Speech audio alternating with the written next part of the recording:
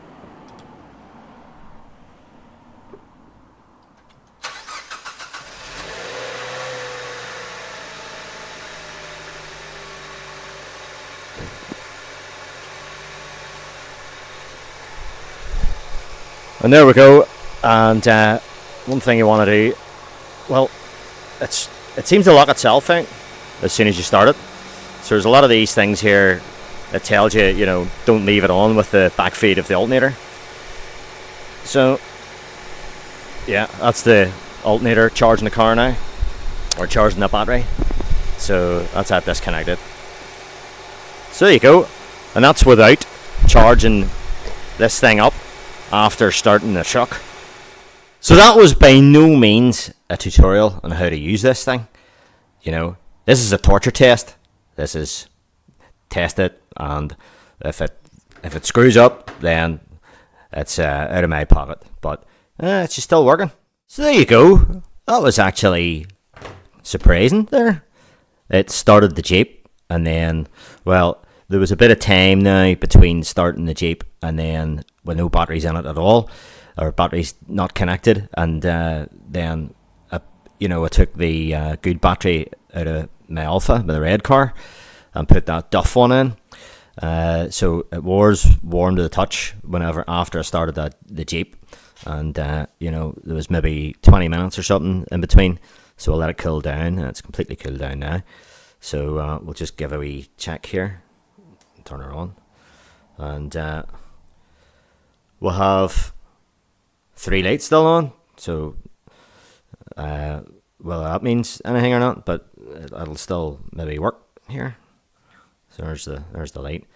The other wee thing I liked about this, and the reason why I bought it, is because just basically it's a power bank.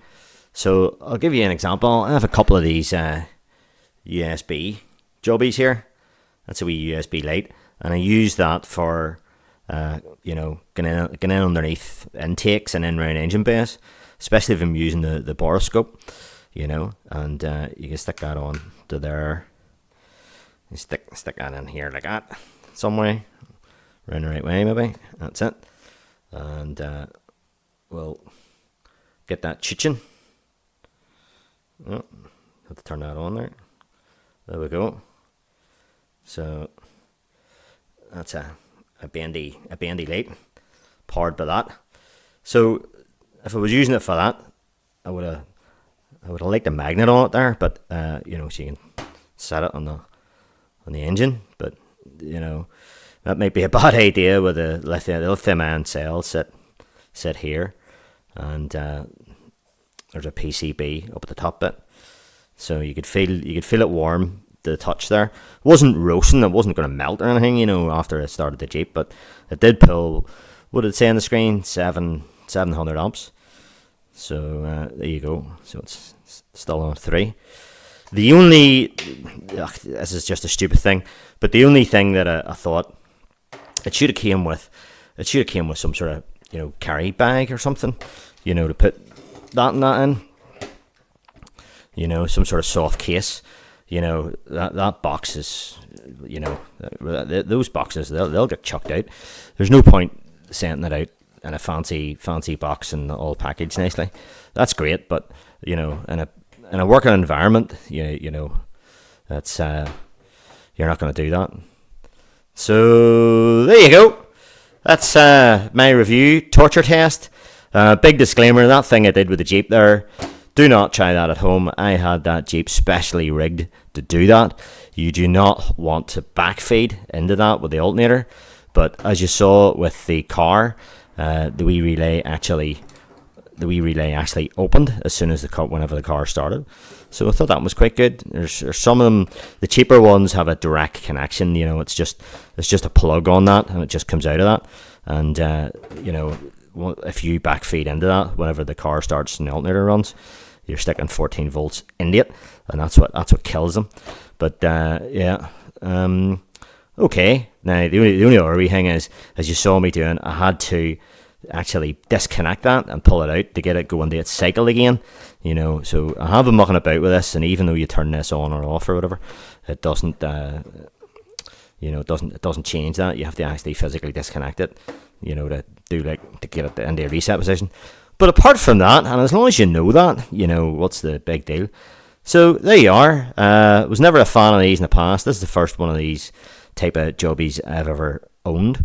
But you know, and yeah, I don't know where I mentioned it or not. That red car, had not been started today at all.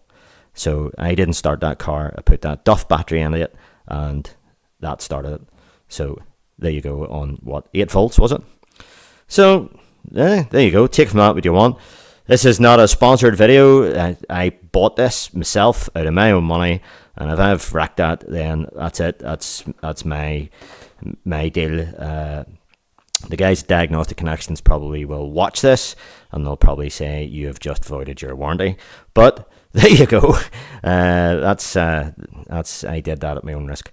And okay, if you liked it, give us a subscribe, like, thumbs up, all that nonsense. So all the best. See ya.